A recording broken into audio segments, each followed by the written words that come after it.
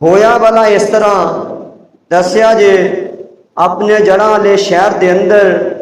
جس وقت انہوں نے قرآن پاک دی بے حرمتی کی تھی، دسو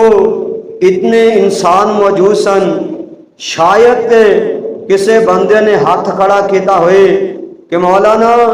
انہوں نے قرآن دی توہین کیتی ہے، میں اپنے پتروں نو قرآن دا حافظ بناواں گا۔ انہوں نے جو قرآن دی بے حرمتی کیتی ہے، قرآن جو ساڈا ہے اسی اپنے پتروں نو عالم دین بناواں گے۔ اور یارو نعرے لگانا قرآن دی عظمت واسطے، قرآن دی ناموس واسطے نکلنا ٹھیک ہے، نکلنا چاہیے، آئین فرض ہے، لیکن قرآن دی حدود دے اندر رہ کے صاحب قرآن دیاں باتاں نو من کے پھر احتجاج کرنا چاہیے۔ دعا کرو کہ جتنا معاملہ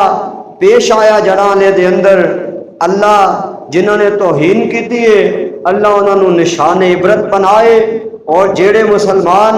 ان دے اندر بے معنی بے مقصد کیس دے اندر پکڑے گئے نے، اللہ انہوں دی رہائی دے اسباب پیدا فرما دے۔ اور لوگوں ایک قرآن عظیم کتاب ہے، اتنی پیاری کتاب ہے اللہ دی۔ میں دسیا ہے کہ قرآن دیاں تلاوتاں اللہ خود کر دے نے، اللہ نے قرآن نو بڑی عظمت والا بنایا، اللہ نے اس قرآن نو بڑی شان والا بنایا ہے۔ دنیا دا ایک انسان، دو انسان، 100 انسان،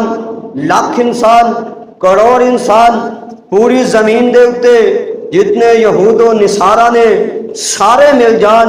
قرآن دیاں توہین کرنیاں شروع کر دے، رب محمد دی قسم ہے